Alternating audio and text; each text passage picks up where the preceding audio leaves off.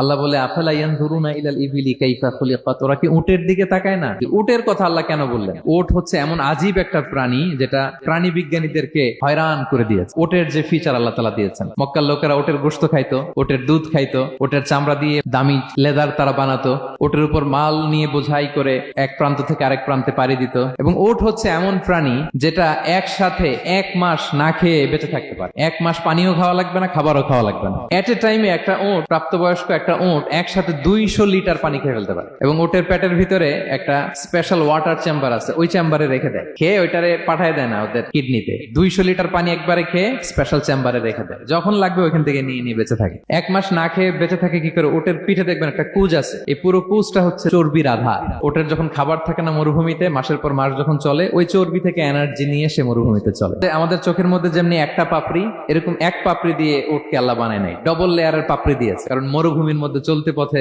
লু হাওয়া থাকবে, মরুভূমির সাইমুম, বালুর ঝড়, এই ঝড় মোকাবেলার জন্য, লু হাওয়া মোকাবেলার জন্য ডবল লেয়ারের চোখের পর্দা। একটা পর্দা ফেলে রাখে আর একটা খুলে সে হাঁটতে থাকে, তার কিছুই হয় না। সুবহানাল্লাহ। এবং মরুভূমির মধ্যে যে ক্যাকটাস আছে, গুলমলতা, বড় বড় কাঁটা জাতীয় গাছ, যেই কাঁটা পৃথিবীর কোনো প্রাণী খেতে পারবে না, কিন্তু একটা উট অনায়াসে খেয়ে ফেলতে পারে। উটের জিহ্বাকে এবং পাকস্থলীকে আল্লাহ এমন স্পেশালি মেড করেছেন, যত কাঁটা দিবেন খেয়ে সাবার ওর কিছুই হয় না। আরে উটকে নিয়ে গবেষণা করলেই তো উটের মালিককে খুঁজে পায় তারা।